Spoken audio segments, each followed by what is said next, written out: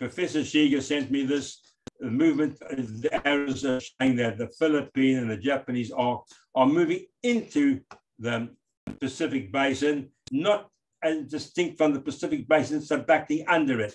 Again, he has found a practical example where the explanation is much easier to consider. If you look at the Philippines and the Japanese arcs, they're moving forward onto the oceanic crust, not being pulled up from underneath.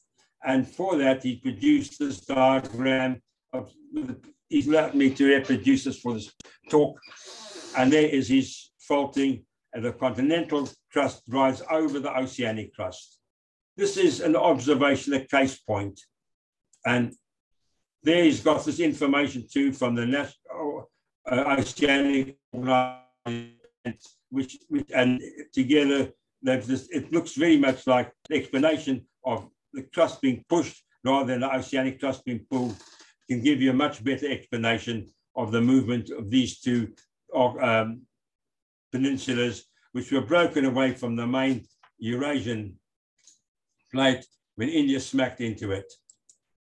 And this he also sent me. This is difficult to show, but this is Japan.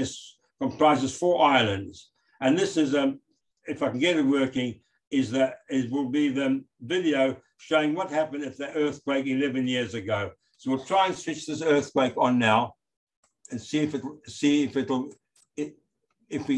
can get it to start. Okay, can you see this on the screen? The Hokkaido, the island, this is turning anti-clockwise. The bottom Shikusa, how you pronounce it, is turning clockwise. All the stress lines are now coming onto the middle. Look, it's years at a time over a period of years. As all this is turning anti-clockwise, look at that. The stress lines are now looking different. As we're coming up to 11th of March, it's unbelievable. You can see all the forces, slam, bang, wallop. There's your earthquake. It's unbelievable. It's all been plotted. Look at your stress lines. You've actually twisted this anti-clockwise. That's got anti-clockwise. There you can see the arrows. Then you've got your 4 islands, Kyushu, Shikoku, Honshu, and Hokkaido. And you've got a fault line of the Eurasian Amur plate, and it's on that fault line. You cannot explain this by subduction. You can only explain this as by the circumferential forces moving this out.